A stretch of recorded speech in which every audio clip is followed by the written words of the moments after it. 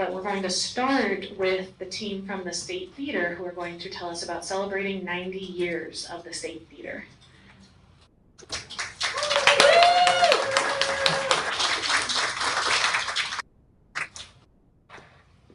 Hello, everyone. Can you hear me? No. Okay. Now can you hear me? No. Oh.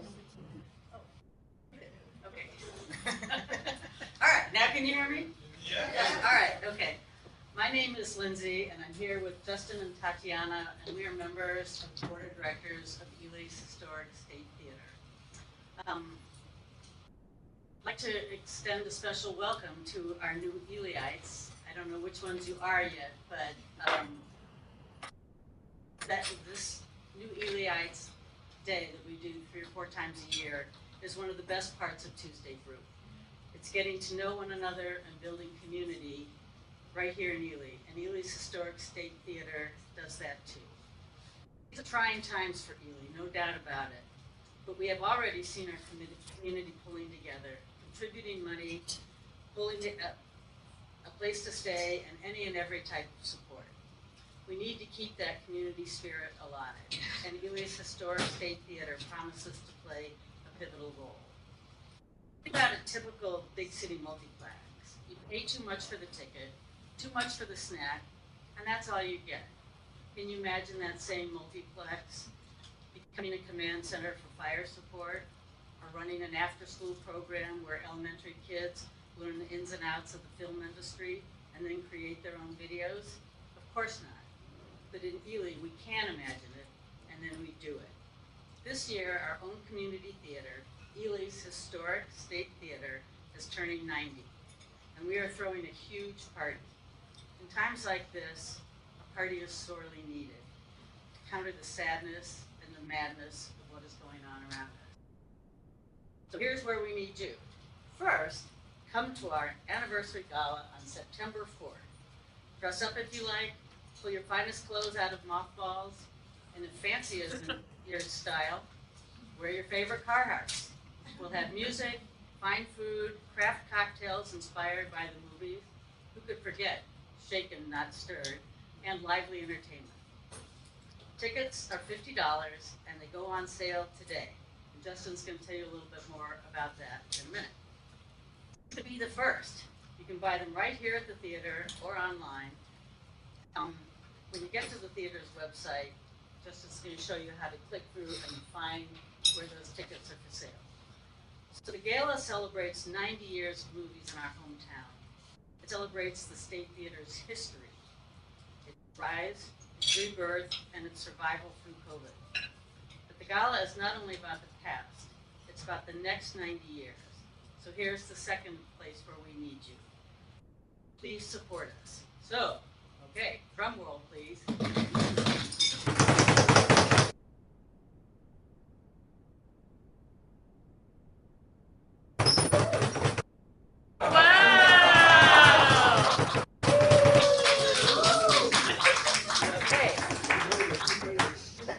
Introducing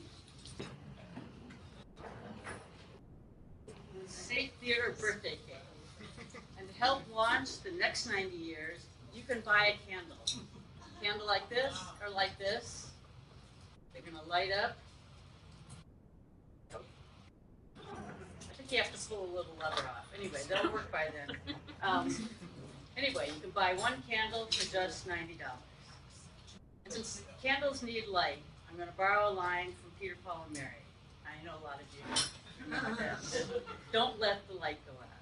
You can donate a candle here today or on our website. With each donation, you'll receive a 90th anniversary commemorative pin. It's going to look just like this, which is a sticker, but you're going to get a real pin. Wear that pin to the movies between the gala and December 31st, and you'll get $1 off a large popcorn. Not bad, right? Beats the multiplex, right? So wear your pin with pride. Show your support for Ely's wonderful, marvelous, historic State Theater. Please be generous. We're counting on you. Thank you all very much.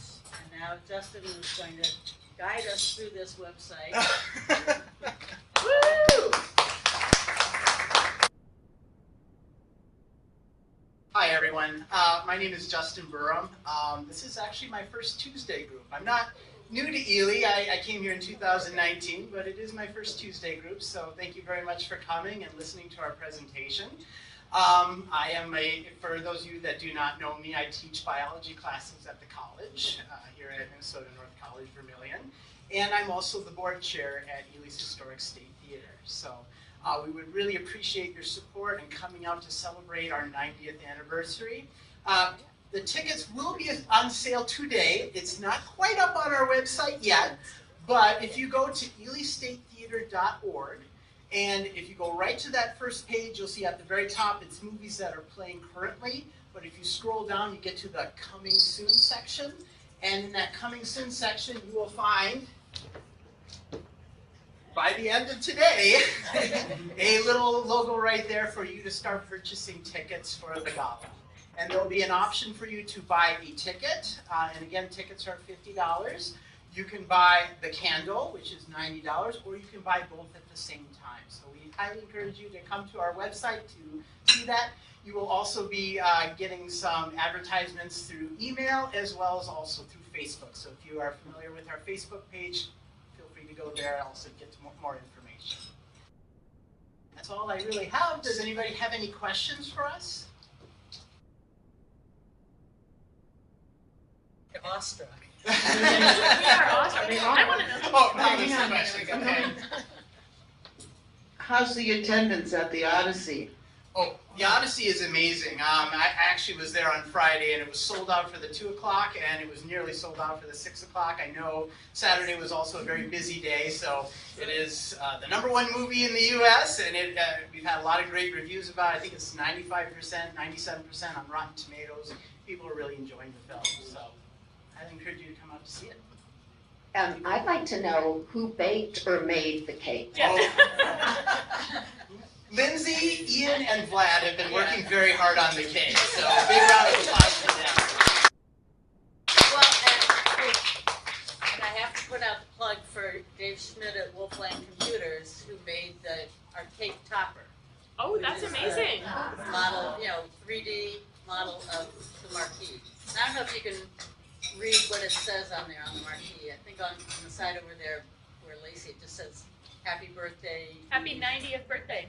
Okay, on this side it says, "Going strong 90 years, go on strong 90 more." Woohoo! Just a quick question, do you have a fundraising goal with the $90 contributions? Well, yes, we do. We'd love to sell. Can you speak into the microphone? Oh, sorry. We'd love to sell 90 candles, and I bought enough of these to do that, but I am really, really looking forward to needing to buy another 90. We have 200 pins, so we can do 200 candles on the cake. We do love a good challenge, don't we? Any other questions? Bravo! Thank you all.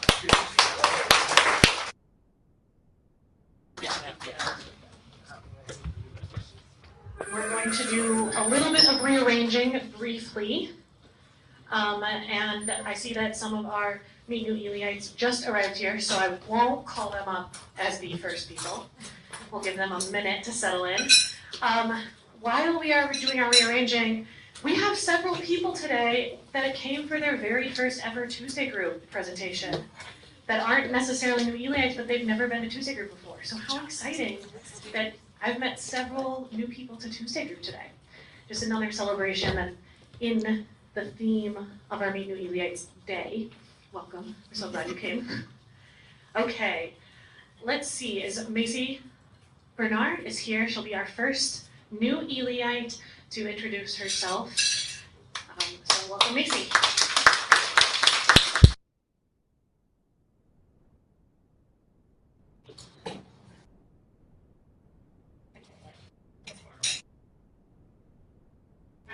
Hello everybody, this is my first, hi Sarah, this is my first Tuesday group, so thank you so much for reaching out and inviting me. I'm definitely really excited to be here and see such a great community of people. But yeah, my name is Macy. I am a biologist at the North American Hair Center, so I work with our 3 ambassador black bears there, and it is so much fun. It's a lot of fun to be there. And I did move to Ely January of 2025. But before that, I was actually a fall intern at the Bears Center in the fall of 2024. So I've been around Ely a little bit, but new to Ely-ish for the Tuesday group. Yeah. What do you like to do for fun? What do I like to do for fun? I really like to get outside, probably no surprise for someone who is a biologist. But I do a lot of hiking. I'm really into birding and seeing how many different birds I can find. Fishing I really enjoy doing. Just anything that gets me outdoors I'm really a big fan of. I also do some wildlife photography as well. Where are you from? Where am I from? I am from Ramsey, Minnesota, so kind of a suburb of the Twin Cities area. Where did you get that excellent sweater? Where did I get this sweater? I got it at Target. Yes. Yeah. Other questions that anyone has? Are the new bears there yet? Are the new bears there yet? They are not, but we are very, very excited about that. They'll be getting here in around mid-September. If you guys don't know, the North American Bear Center is welcoming in 2 new black bear cubs. They'll be getting here in mid-September. They come to us from Alaska, and right now they are being rehabilitated in the Alaska Zoo. But they are very similar to our other 3 ambassadors, where we didn't just pick those bears up off in the middle of the woods. We're like, oh, that's a good-looking bear. Come and join us here at the Bear Center. That's not quite how it works. All 3 of our bears were all born in the wild, but for different circumstances can no longer live in the wild and face euthanasia. And so we hold them here at the Bear Center, and they teach thousands of people every single year the true lives of black bears. And it's just a really great place to learn about bears and learn about bears from the bears as well. What does your job entail? My job, I'm very lucky in my job. So my job entails I wake up and I get to make breakfast for bears and feed bears every day and take care of them. And that has been a really awesome opportunity. I don't know if any of you are familiar with Sharon Harrell. She is someone who has been living in Ely for a very long time, and she has been a great person to work with. She is our head bear keeper at the Bear Center, and so learning from her has been just awesome as well. In addition to that, though, I am also the intern director at the North American Bear Center, and so I am in charge of hiring all the interns that join us from all across the country and help take care of our bears. And we also have a host of small animals as well. So we have some garter snakes, hognose snakes, turtles, things like that, that also teach people about their ecology. Where did you get your education? I got my education at Bemidji State University, go Beavers. I graduated in May of 2024. I got my Bachelor's of Science in Wildlife Biology, and I minored in psychology. Any other questions? Thank you so much, Maisie, for coming and Thank you, introducing guys. yourself. Our next new Elyiite that is coming up is Dr. Mitchell Moe to introduce himself to the Tuesday group community. Thank you. Hello, everyone. I'm Mitchell Moe. Yeah, sorry. There you go. I'm Mitchell Moe. I moved here. We closed on our house middle of August, and I started over at the clinic the very end of September. So I've been here almost a year. Came up from St. Paul after training, but I'm originally from Montevideo, Minnesota, southwestern Minnesota. Yeah, I moved here with my husband Michael. Some of you might have met him. He's subbed at the school this past year, and now he works at EOC in town. We have 2 corgis. What are their names? Gwillem and Winifred. They're Welsh names for Welsh corgis. Hobbies? Hmm? Hobbies? Ooh, well, you might see me on the Masabi. I run most days. My husband and I do. I'm trying to read more. I'm in a book club now. Yeah, I was a Norwegian major in college, so I'm trying to get back into Norwegian culture stuff. Yeah, backpacking. We're gonna go to Puckasaw in September, as long as the smoke isn't bad by then. What is that? It's on the north side of Lake Superior in Canada. General practice, but you have a specialty? Family medicine. So yeah, everything. What is either a recent book you read or a book you love? Ooh, I just read Yesteryear, which came out a few months ago. It's very niche. It's about trad wives on Instagram, so it's very interesting. So yeah, if you It's all the rage. It is. There's people who want to be like traditional wives on Instagram, but you learn in the book that life isn't as perfect as they make it seem. So it's very good. I've heard many good things about that book. How did Ely find you, or how did you find Ely? Ooh, Because rural doctors are hard to come by. yeah, my family would come up. Well, my family would come up to like the North Shore every summer, and we came to Ely some of those summers. Usually it was more Duluth, Grand Marais, but we came to Ely a few times, and those were always my favorite trips. So, and I knew I wasn't going to go back to the prairie, so the woods are more my scene. What volunteer activities do you have already? Oh, well, I'm on the board for ECR and Northwoods Partners, so all the events around those two things have kept us busy. Any other questions? What does your husband do? Well, so he's subbing in school, working at the Ely Outfitting Company right now. He was an environmental health specialist before moving here, but he moved here for me, so seeing if he's gonna get back into that field, but jobs here are a little less available than they were in the metro, so he's reinventing himself. What is an environmental health specialist? So he down there was like their drinking water regulation person, so testing people's wells. He also did food inspecting sometimes, which he liked less, so having to shut down restaurants sometimes if they weren't up to regulation. Thanks for coming in. Yes, thank you for coming. Yeah.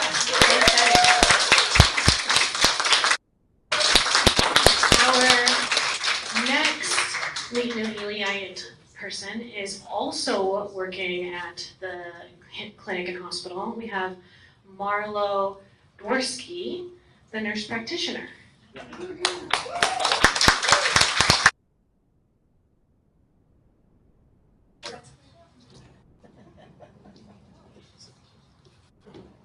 Hi, everybody. Marlo, the one and only nurse practitioner at the clinic, amongst all those amazing doctors. Full-time in Ely as of a year ago. So prior to that, I was still with Fairview and traveling back and forth. And coming up on Thursdays, working in Wyoming, Minnesota, and then driving back on Mondays. And I did that for 2 years, and I know a lot of you probably did that a lot longer, but I could only last 2 years, and then I finally gave up the organization that I had been with for about 15 years and came over to Essentia. And now I'm in the clinic up here. I see patients 3 days a week. 2 days, I'm usually making calls or just I get a little bit more time to look at results. And then when I'm not doing that, I'm running, also like Mitchell and Michael, and I learned how to cross-country ski. I was a big downhill skier, but my neighbors got tired of seeing me run in the winter, so they recommended I take up cross-country skiing, and I absolutely love it. So that, hiking, biking, just basically anything outdoors. So from the cities, I originally grew up in Seattle, Washington, on an island, and this area reminds me a lot of what the state of Washington was back in the 70s, and I've got 3 adult children, now only one that lives in the cities, but I wanted to come back to a small town because that's what I grew up in and I really enjoyed it. And so I've been trying to get up north since about 2012, and there just wasn't enough time, or there were life things that came up. I ended up moving my mother out here from the state of Washington right before COVID, so that was an experience, and got her settled in the cities. So I'm just super happy to finally be here and just feel so lucky to be able to live and work in this beautiful area. any questions? Are you accepting new patients? I am, yeah. I think sometimes it's a little harder with my schedule because I'm only seeing patients 3 days a week versus 5 days or 4 days a week, so, but yes. Any other questions? What kind of music do you like to listen to? I listen to all kinds of music. I would say the only genre of music that I struggle a little bit with is country. But it's come a long way. I feel like it used to just be a little bit more sad, and it's upbeat now. Yeah. But I like all kinds. Any other questions from everyone? I can probably come up with more. Lisa and I always have. we always have questions. Do you want to ask any? I mean, do you have any, on the same line of, have you read a book recently or one that sticks out? I would ask about either like a book or like a TV show that you particularly enjoy. We used to, we had a system. Gosh, somebody just handed me, I think it's What We Know. So I'm gonna read that. I don't know that much about it, but that's the book that I'm gonna start. I have a habit of starting books and then not finishing them. Me So too. I'm really gonna work hard at starting and finishing this most recent book that was just actually handed to me a couple of days ago. I wish you luck, but I also empower you not to think that you have to finish books. I like to ask people what books they've hated because I often don't finish books and I typically dislike them. So if you have a book you've hated, please feel free to share with me. I don't. I think it's funny, some of the books that I've read in the past that I really loved and held onto, when I've gone back and tried to reread them, I don't like them as much, and I don't really know why, but nothing that I've really hated, just that I was questioning, why did I love this book so much the first time? And it was something maybe I read like 20 years ago, and I kept it, and then I picked it back up. Just it's not resonating with me on any level, so. Books do find us when we need them, I think, for sure. Yeah. Yes. I just want to say I have a good friend who appreciates your care very much. Ah, that's nice. Yeah, I'm getting used to working in a clinic. It's definitely a different pace. The work that I was doing previously to the clinic was mostly geriatric care, but in long-term care, assisted living memory care. And you really just got to spend a lot of time with your patients. And you picked up a lot of information just by hanging around during lunchtime, looking at how people are eating. Was anybody struggling? Was anybody coughing with liquids or food? So it was just a different pace. Where in the clinic, things are moving a little bit faster. You see one thing and then you might turn around and see something else. You're a little bit more limited in how many things you can address with one visit. So they were very nice and kind of ramped me up slowly. So I think I had a lot more time than even like Mitchell got right off the bat, and so maybe it seemed like, I was able to spend more time, so it seemed like it was a better visit. But hopefully, even though the visits will be a little bit shorter, some people are coming back they've already seen, and it's healthcare's it's a little bit of a struggle because you're meeting somebody, but you also want to look back in the chart and review a little bit, get some of the history. The chart always doesn't tell the whole story. The person doesn't always tell the whole story. So it's like a puzzle that you're trying to put together in order to provide the best of care. So, and the art and science of medicine doesn't, what works for one person doesn't work for another, and somebody may never have a side effect, and then all of a sudden you start something and they have a side effect. So, I think I can speak for all the providers and the physicians in the group is that we spend a lot of our own time thinking and just kind of really problem solving and looking at the bigger picture.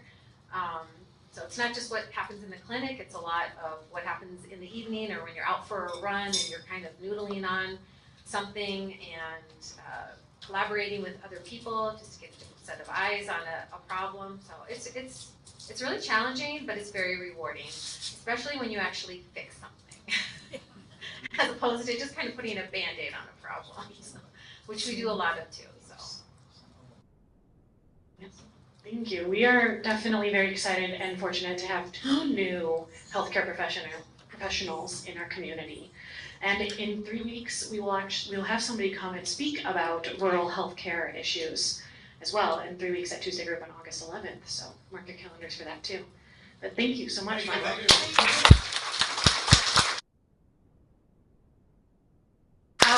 We have 2 more new Elyites, and the next one is going to be Mr. Bill Helt. So come on up, Bill. We're so excited to welcome you to the podium.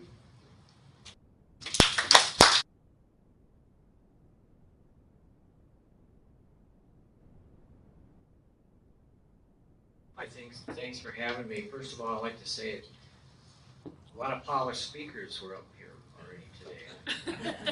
It's kind of a tough act to follow. I'm not, get a little nervous in front of a big group, so I get it. I had to write down what I'm going to say. If it starts to get boring, just throw fruit at me or something. So I was born in Minneapolis in 1955, grew up in Bloomington, about 4 blocks from the old Met Twins Stadium. My first trip to Ely was in the summer of '79, and I was invited by Paul Shirkey, who's nice enough to be here today, to help lead canoe trips in the Boundary Waters. It's a program called Wilderness Inquiry, and it's still operating. Backing up a bit, Paul and I first became friends at church camp when we were about 10. Later, we went to the same high school and have remained good friends through the years, although I like to say he's been trying to shake me for years and I just won't go away. Over the next 3 summers, I co-led canoe trips with folks that had physical disabilities, sensory impairments, at-risk youth, and teens battling chemical dependency, among others. These trips gave me the opportunity to discover my love for wild places, while sharing it with folks who had more on their plates than my 25 years could ever imagine. Having these experiences with Ely as a stepping off point left a lasting impression on me. By 1980, Wilderness Inquiry broadened its horizons and decided to expand into winter Boundary Waters trips. As luck would have it, the musher we connected with was Will Steger. Will taught us much about dog handling, winter travel, and how to stay comfortably cool. I recall Will talking then about a trip to the North Pole. I moved to Alaska in '82, chasing work and the lure of more wilderness. My work was flooring installation. I decided to spend 4 months over the summers from mid-May to mid-September backpacking Alaska and the Yukon Territory of Canada and install floors the other 8 months. I was fortunate to rent an old log cabin on the Kinnick River Road and lived at mile 12 of an 18-mile dead-end road that ended at the Kinnick Glacier. One evening at my cabin, I got a phone call from Paul telling me he was joining Will Steger on an expedition to the pole. It didn't take me long to plan on returning to Minnesota in order to help out in any way that I could, and eventually joined the volunteer support staff for the months leading up to their departure. That was an experience that I will never forget. This was another unexpected opportunity which further strengthened my connection to Ely and the surrounding area. Shortly after the excitement of the success of the North Pole trip, I met quite an impressive wilderness canoe tripper and racer. Pam paddled with an exceptional group of wilderness canoeists on several remote trips, and at that time in 1986 was rated the 2nd fastest woman canoe racer in Minnesota. We had a lot in common, and we were engaged in 1989, married in 1990. We moved to Lakewood Township, north of Duluth, and soon had 3 sled dogs of our own. We handled for several sled dog drivers in the Bear Grease in 1991. And in 1992, our first son Zachary was born, and Ben followed 3.5 years later. We moved to Isanti County on 10 acres and developed a trail system on the square mile bordering our property. Our dogs were an ongoing source of winter fun for Pam, myself, and our 2 boys. Pam and I parted trails in 2004, but remain cordial parent partners. My oldest son, Zach, is now 33, with his girlfriend Brianna and their dog Tater. They live in Brainerd, where he drives the local delivery truck for UPS. My younger son Ben teaches middle school in St. Paul and lives there with his dog Checkers. By about 2019, I found myself traveling with no address, pulling my R-Pod camper. And I was often found in the Fall Lake campground and spent a lot of time hiking and paddling in that area. About 5 years ago, I teamed up with my sister to take care of our mom and keep her out of the nursing home. She just passed this last January at 95. The last thing that she said to us before the hospice drugs put her to sleep was that she hoped we realized that she had a seat at the big table. And then she gave us a little Irish wink. So that she was mothering right up to the end. Shortly after that, I knew that this was my time, that I had to try to make Ely my home. I was very fortunate. I found lodging here right in town. I'm above a garage, so I like to call it a penthouse apartment. And I just want to say that I'm continually impressed by all the interesting and welcoming people that I meet here. And I'm very grateful to be here. And I'm sure as everybody in this room, I'm also right now very grateful for all the efforts that the community is making and the firefighters are making as we find ourselves in a pretty surreal situation. Thanks.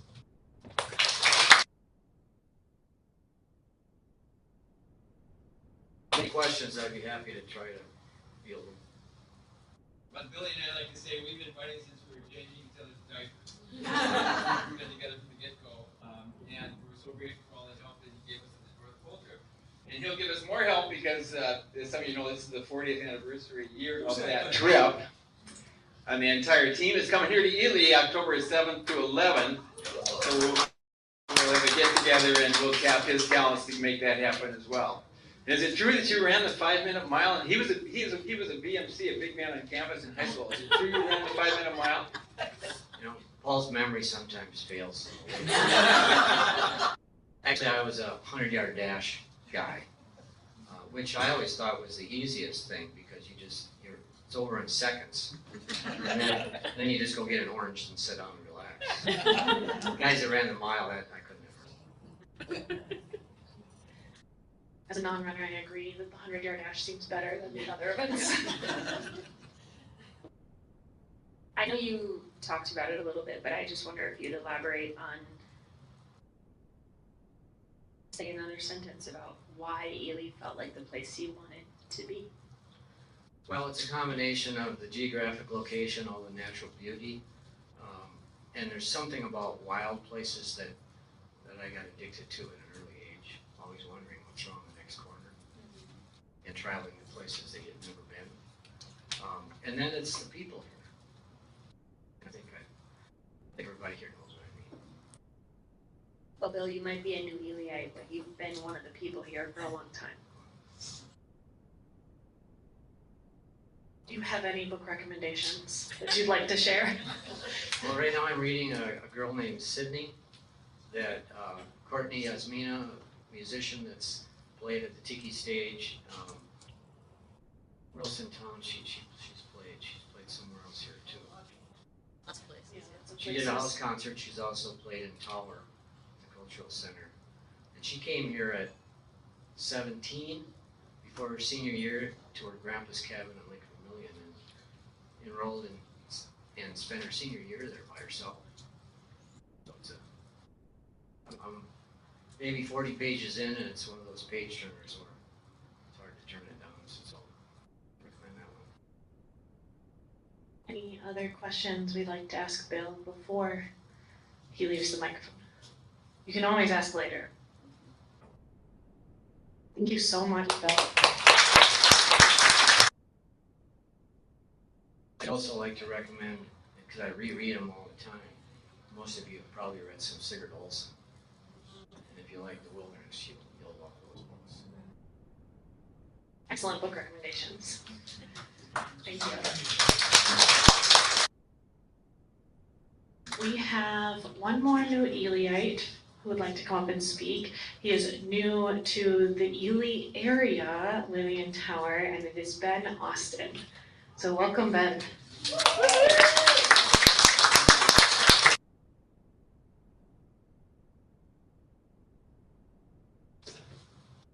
Hello. Mic up. How's this? All right. My name is Ben Austin. I grew up in Duluth originally, and I just wrapped up 4 years of college out in Washington, D.C. I was at American University where I got a degree in journalism with a minor in data science. And I just started working at the Timber Jay over the past couple of weeks over in Tower. I'm actually technically living in Sudan, but give or take. It's okay. And oh man, I mean, growing up in Duluth, you get to be pretty outdoorsy, so I'm thrilled to be back in Northland again. I'm excited that everybody had book recommendations and books to talk about. I'm a huge reader. I love lit crit and media theory stuff, so if people want to talk, Walter Benjamin or Roland Barthes, let me know. I'm reading some Gertrude Stein right now, which is a lot of fun. Yeah, people have questions. Despite being a journalist, I'm a little shy. I tend to end up as the numbers guy in most newsrooms, so, feel free to talk to me. What is one of the classes you took in college, maybe particularly in the journalism department, but I'm also interested in the data science, did you say? Yeah. What's a class that stands out that you particularly enjoyed or learned something really resonant from? I really enjoyed, there's a good handful. My media law class was really interesting. I had a blast with that. I just had a phenomenal professor who had a long career as an editor and then spent a shorter career as a lawyer, but was just like a delightful lecturer. The kind of person where it was a 5:30 to 8 class and it flew by. And no 5:30 p.m. to 8 p.m. class should fly by. And then I loved my news media history class. I had that with the person who was the head of the department at the time, and I used to just spend lots of time in her office hours afterward talking about books and arguing a lot. In terms of data science stuff, I'm a little bit of a skeptic when it comes to a lot of numbers things. I remember very distinctly one class where I had a professor who told the whole class to go out onto the quad and count the number of trees that were there. And every single person came back with a different number because we hadn't agreed beforehand on what you call a tree. And it was a lesson in the fact that data is something that is made and not found. And I think that's something I carry with me as well. So. That's a fascinating story. I wish I had thought of that when I was teaching. Man, that's a great idea. See a couple more questions? I went to school down in Shenandoah, and we spent most of our time trying to stay away from D.C. You had to live there for 4 years. How'd you like the big city with all the foo-fa that goes on there? DC, it's very strange because it's like a lot of cities overlapped on each other. And I was talking to a friend near the end of my time there, and I was lamenting the fact that I never felt like I really got to know DC, the city. It's the kind of place where, as a student, you can live in an apartment next to a family who, maybe while you're sleeping in on Sundays going off to church and is doing other things, you just don't align. And you have all these sort of spheres that overlap on each other. And yeah, I was stuck with the interns and the climbers and all of the horribleness of DC, and it left me with a pretty negative view of the place. But I had a good friend who got, a lot more involved with a very specific neighborhood there and grew to love it. And so I think it can be a really wonderful place. It's a place where a lot of people just live and go to work and go to school and do those things. It is also a horrible, horrible, horrible city. Do you have a favorite restaurant or place that you would frequent when you were living in DC? Yes, Curing Cafe was an Eritrean restaurant that unfortunately burned down during my sophomore year in high school, oh my god, college. Older than I think already. and it was rebuilt my senior year. I'm currently in a distance relationship with a girl. She just moved to Chicago, and on our first date, we went to that restaurant because it was my favorite place. And we showed up, and it had just burned down, like the day before. And I was like, well, you know, it was here. And then when we spent some time apart in college, and we got back together, and I was like, you know what? That restaurant reopened. We should give it another go. And we went to the restaurant, and they were hosting an art night. They were closed. And we missed it again. And so hopefully we'll get to go there someday. But, yeah. Wait, what was it called? I'm on the lookout for restaurants. Keren Cafe, Keren. Where is it? It's about a half-mile walk from the DuPont metro station. Oh, I think that's the I've been best there. one. Is it on Florida Avenue? Yeah. Yeah, I've been there. It's really good. It is really good. I've been meaning to understand. It's open. Yeah. When I go. I'll have to go there too, because I wanted to explore the difference between Eritrean and Ethiopian cuisines. I was going to ask if you had any trepidation about moving to a very small town on the edge of the wilderness, or if you had experience with small town living. You said you're from Duluth, you lived in Washington, D.C.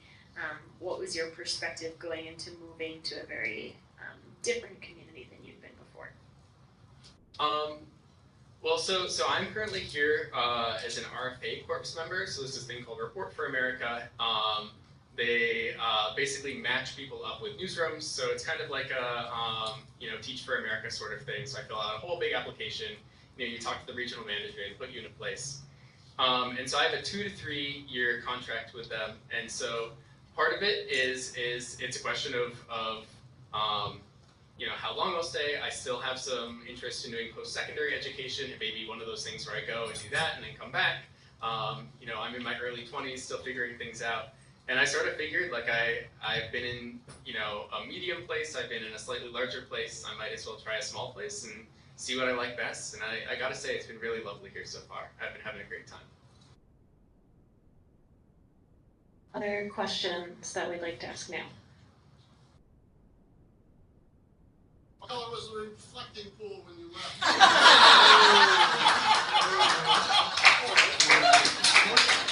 I gotta say, when you live in DC, you start to go to the mall a lot less because it's just full of 8th graders and isn't really So it hasn't changed. So I had some friends who went down to see that when that all happened, but I'm not sure what it was when I left. I had an aisle seat in the plane, so. Yeah. Any other questions? We're so thankful that you came and you wanted to introduce yourself to this community, and so excited to see your bylines in the Timber Jay over the next couple of years potentially. Oh, one more question. If you write up Meet New Elyites, as the Echo and the Timber Jay usually do, are you going to write up about yourself? I probably won't write up about myself. I think Marshall had a little piece like, hey, we've got a new reporter, which is very strange to me as somebody coming to a smaller place, because I was at Old Settlers over the weekend, and like people kept being like, oh, I saw your face in the paper. It's like, oh. But I am technically on the job right now, so if you did speak as a new Eliite, I would love to make sure I have your name spelled correctly after. Yeah. Thank you, and we look forward to hearing more from you in the future. Thank you.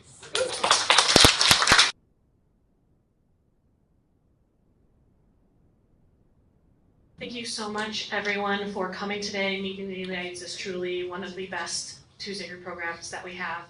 Such fun learning about all the people and how they managed to come to this wonderful place. Next week, we will be hearing from Paul Peltier of Rams.